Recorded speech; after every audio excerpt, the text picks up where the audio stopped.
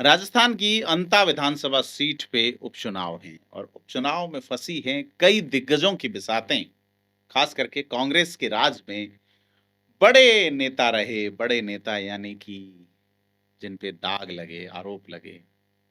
प्रमोद जैन भाया कांग्रेस से उम्मीदवार हैं और उनके सामने भाजपा ने भी प्रत्याशी की घोषणा कर दी है और इस घोषणा के बीच जिन्होंने फार्म पहले ही भर दिया उनका नाम है नरेश मीणा। राजस्थान की राजनीति में एक अलग तरह का सितारा जो अलहदा तरह से चमकता है, कई आंखों में चुभता है और कई में सुहाता है। तो राजनीति का खेल बड़ा निराला है, जहां कब किसकी किस्मत पलट जाती है, कौन अर्श से फर्श पे आ जाता है और कौन फर्श से उठकर सियासी आसमान छू ले, कोई नहीं कह सकता। लेकिन सोचिए क्या हो कि अगर कोई नेता टिकट की आस में खुद ठगी का शिकार हो, ठगी का शिकार होने के बावजूद बाद टिकट मिल जाए, तो बड़ा मामला बनता है। कहानी फ़िल्मी नहीं है, राजस्थान के अंता विधानसभा चुनाव की ही हम बात कर रहे हैं और उस उपचुनाव की वो हकीकत है जो आपको हैरत में डालने के लिए पर्याप्त है। एक ऐसा उपचुनाव है जिसने राजनीतिक गलियारों में ओम बिरला, वसुंधरा राजे, शांति धारीवाल जैसे दिग्गजों की पेशानी पे बल ला रखा है। बगावती तेवर रखने वाले राजेंद्र गुढ़ा, नरेश मीणा और प्रहलाद गुंजल को जनता के बीच में झोंक रखा है। आपसी खींचतान छींटाकसी के बीच आज खोलेंगे अंता के सियासी संग्राम की वो परतें जिनके पीछे कई अनकहे सच और अनसुने किस्से छुपे हुए हैं। साथ ही बात करेंगे कि प्रत्याशी जो भाजपा के हैं, जिन्होंने कहा मेरे साथ ठगी हो गई, अब टिकट मिलने के बाद वो ठगी वाला आरोप जारी रहेगा, बदलेगा, क्या कुछ बदलने वाला है, इसी पे बात करेंगे। नमस्कार, मैं प्रदीप हूँ, आप थिंक 360 देख रहे हैं। राजस्थान के 12 जिले की अंता सीट जहां एक उपचुनाव की रणभेरी बज चुकी है। ये सीट खाली हुई थी पूर्व मुख्यमंत्री वसुंधरा राजे के करीबी माने जाने वाले कमरलाल मीणा की विधायकी जाने के बाद। 20 साल पुराना एक मामला जिसमें उन पर एक एसडीएम पर पिस्तौल तानने का आरोप था। अब उसमें जो जीत का दावा कर रहे हैं उन पर एसडीएम पर थप्पड़ मारने का आरोप है। ये दो चीजें कॉलरेट करती हैं और उस थप्पड़ की गूंज अनुपम खेर का डायलॉग आपको याद होगा। वो बड़े पैमाने पर उसकी प्रतिध्वनियाँ जिसको अनुगूंज कहेंगे, वो अभी भी सियासी और प्रशासनिक अमले में गूंज रही हैं। तो कंवरलाल मीणा पे 20 साल पुराना मामला है, उनको सज़ा मिली है और विधायकी खत्म कर दी गई है। कंवरलाल के कारण उपचुनाव में लोग झोंकने पे मजबूर हुए हैं। नरेश मीणा को क्या निर्णय आएगा वो अलग बात है। चूँकि नियम है कि सीट खाली होने के 6 महीने के भीतर चुनाव कराना अनिवार्य है। 11 नवंबर की तारीख है और इस उपचुनाव को लेके सियासी पारा वहाँ चढ़ा हुआ है। कांग्रेस ने तो पूर्व मंत्री प्रमोद जैन भाया को मैदान में बिना देर किए उतार दिया। वहीं प्रमोद जैन भाया जो 2023 में कंवरलाल मीणा से हारे थे और नरेश मीणा का निर्दलीय ताल ठोकने के बाद यहाँ त्रिकोणीय मामला है। इससे साफ है कि मामला बड़ा गजब का रहेगा। बीजेपी ने अब पत्ते खोले हैं क्योंकि सियासी माहौल था, अटकलों का बाजार था, प्रभुलाल सैनी का नाम चला, कहा जा रहा था करण कंवरलाल मीणा जो है उनकी पत्नी को ही टिकट दिया जाएगा। सारी चीज़ें किसकी चलेगी? ओम बिड़ला की चलेगी, वसुंधरा राजे की चलेगी, मदन राठौड़ के संगठन की चलेगी या भाजपा की चलेगी या आरएसएस की चलेगी? बड़े सवाल हैं। तो 12 की पंचायत समिति के प्रधान जो मोरपाल सुमन हैं, उनको टिकट दिया गया है। अब कहानी ये है कि मोरपाल सुमन को एक दिन फ़ोन आया और कहा कि बीजेपी मुख्यालय का मैं एक बड़ा पदाधिकारी हूँ और उपचुनाव के लिए उम्मीदवार बनाया जा रहा है। और बड़ी चीज़ ये है कि और एक नेता के लिए जो सालों से मेहनत कर रहा है, उसके लिए तो बड़ी खबर है। सालों की मेहनत होती है, उम्मीदें हैं, महत्वाकांक्षाएँ, सभी जब साकार होती दिखती हैं, तो आँखों में चमक होता है। आँखों में चमक होती है और हृदय में थोड़ी-सी गुदगुदी, कानों में भी फुसफुसाहट। हनुमान बेनीवाल बड़ा गज़ब का व्याख्यात करते हैं, नींद के इंजेक्शनों तक जाते हैं, लेकिन वो चीज़ें अलग हैं, अलहदा हैं।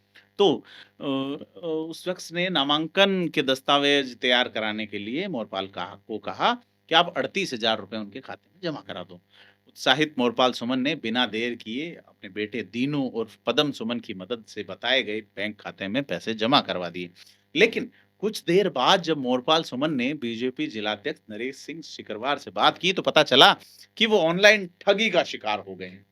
अब आप ये देखिए कि राजस्थान में भाजपा की जो डबल इंजन वाली सरकार का दावा जो है, वहाँ एक ऐसा व्यक्ति भाजपा के नाम से ही ठग लिया जाता है जिसे विधायक बनना है, जो ऑलरेडी प्रधान है।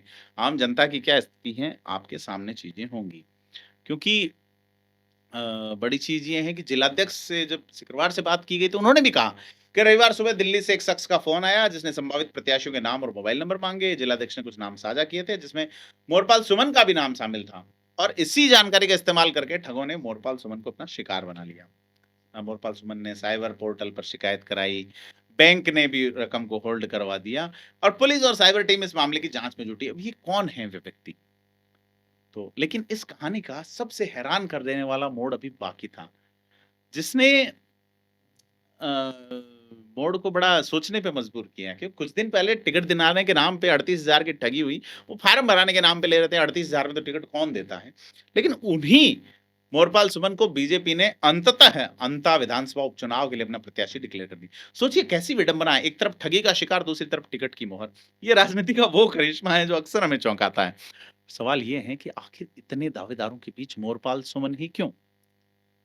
क्या इस ठगी के किस्से ने कहीं न कहीं उनके नाम को एक अलग पहचान दी? दरअसल मोरपाल सुमन की ऐसी कई ख़ासियतें हैं जो उन्हें भाजपा के लिए अंता से एक मज़बूत विकल्प बनाती है। पहली बात तो स्थानीय हैं, 12 पंचायत समिति के प्रधान हैं, ज़मीनी स्तर पे उनकी पकड़ बताई जाती है और दूसरी एक लो प्रोफ़ाइल यानी सरल और सीधे-साधे नेता की छवि बताई जाती है, जो विवादों से सीधे-साधे तभी तो 38,000 दे बैठे एक फ़ोन कॉल पे। कई लोग और भी जागरूक हुए होंगे कि हम भी माँग लें। तो साफ छवि और लो प्रोफाइल का कॉम्बिनेशन बीजेपी को भा गया। इसके अलावा जातिगत समीकरण, वो सैनी समाज से, सुमन समाज से आते हैं और अंता के सियासी समीकरणों को देखते हुए सैनी समाज से उम्मीदवार देना बीजेपी के लिए बेहद जरूरी था। पहली बार ये अनरिजर्व्ड सीट पे एसटी के प्रत्याशी उतारा भाजपा ने और भाजपा को उसका जो वोट बैंक है वो मिल गया। क्योंकि मोरपाल सुमन बेसिकली माली समाज में भी जो धड़े हैं, जैसे मौर्य, कुशवाहा, सैनी, माली और संयुक्त माली समाज, उसके उपाध्यक्ष और महामंत्री रह चुके हैं। तो बड़ी चीज़ ये है कि वो 12 के संयुक्त माली महासंघ के अध्यक्ष भी हैं और उनकी पत्नी जो है वो सरपंच है नटीबाई तिसाया लिसडिया पंचायत की। तो उनकी ज़मीनी पकड़ और परिवार के राजनीतिक रसूख के कारण एक तो कारण ये। दूसरा है कि मोरपाल सुमन को पूर्व मुख्यमंत्री वसुंधरा राजे का नज़दीकी माना जाता है। हाड़ौती में तो खेल वसुंधरा राजे ही करती हैं। 12 एकमात्र ऐसा जिला है जहाँ भजनलाल शर्मा 2 साल बाद भी नहीं जा पाए हैं। हादसे कितने ही हो जाओ, कितनी ही योजनाएँ आ जाओ, लेकिन क्या हुआ है ऐसा कि वसुंधरा राजे के इलाके में जाने के लिए अभी भी राजस्थान के मुख्यमंत्री भजनलाल शर्मा कार्यक्रम बना नहीं पाए। हाँ, कार्यक्रम बने लेकिन कई बार कैंसल हुए।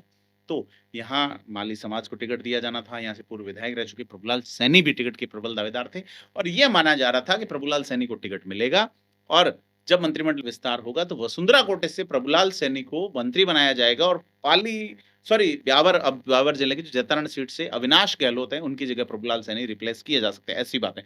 लेकिन अब अविनाश गहलोत जो है, वो राहत की सांस ले सकते हैं क्योंकि भाजपा में सैनी समाज के जो फिलहाल माली समाज के जो विधायक हैं उनमें से भागचंद टांकड़ा का नाम है जो कि बांदीकुई से है, जो बगावत करके भाजपा को हरा चुके हैं और इस बार टिकट लाके वो चुनाव जीते थे। लेकिन प्रभुलाल सैनी जो है वो उन पे आरोप है कि वो बाहरी हैं और स्थानीय समर्थन नहीं है। ऐसे में नंदलाल सुमन की बात भी चली, जो पूर्व जिलाध्यक्ष रह चुके हैं, कई बार विवादों में भी रहे। तो इन विवादों और दूसरी चीज़ों के चलते मोरपाल सुमन जैसे साफ छवि वाले और लो प्रोफाइल नेता पे दांव खेलना भाजपा ने बेहतर समझा। अंता विधानसभा में कुल करीब 2,30,000 के आसपास वोटर हैं। यहाँ अ, जब ड्राफ्ट प्रकाशित हुआ 2,26,227 वोटर बताए गए, जिसमें 1,15,982 पुरुष और 1,10,241 महिला और 4 ट्रांसजेंडर या अन्य बताए गए हैं। तो बड़ी चीज़ ये है कि यहाँ एक-एक वोट कीमती है और हालाँकि बीते कुछ समय में राजस्थान में उपचुनाव हुए हैं, तो भाजपा मजबूत स्थिति में रही है। तो सत्ता जिसकी होती है, चीज़ें उसके साथ मूव करती है। लेकिन यहाँ स्थिति बदली हुई और 7 उपचुनाव जो है, ये भजनलाल सरकार बनने के बाद हुए हैं, उसमें से भाजपा ने 5 सीटें जीती है, क्योंकि कांग्रेस को सिर्फ 1 सीट से संतोष करना पड़ा है।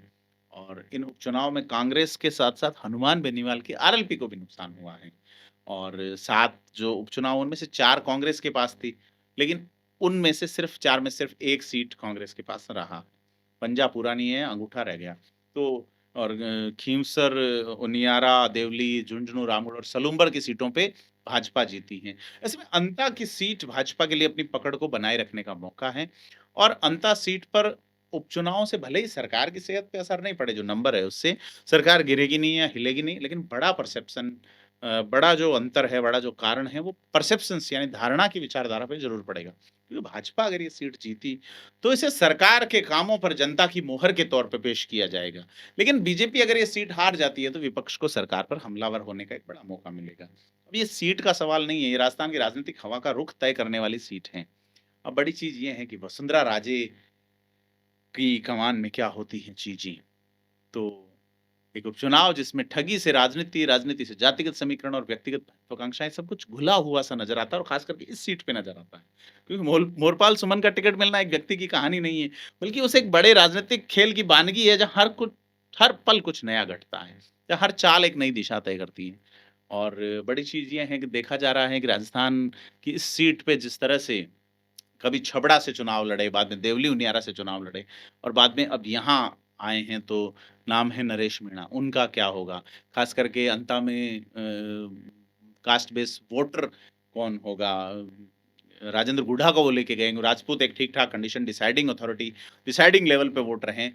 लेकिन राजपूतों के मन में एक सवाल बड़ा है कि नरेश मीणा के खड़े होने के कारण हाड़ौती के एक बड़े नेता करण सिंह छबड़ा से विधानसभा का चुनाव उनकी बगावत के कारण हारे थे।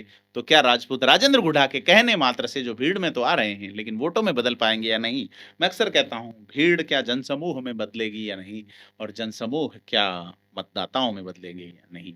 बड़ा सवाल ये है कि सुमन जो है, वो अपनी जीत का पुष्प खिला पाएँगे या नहीं?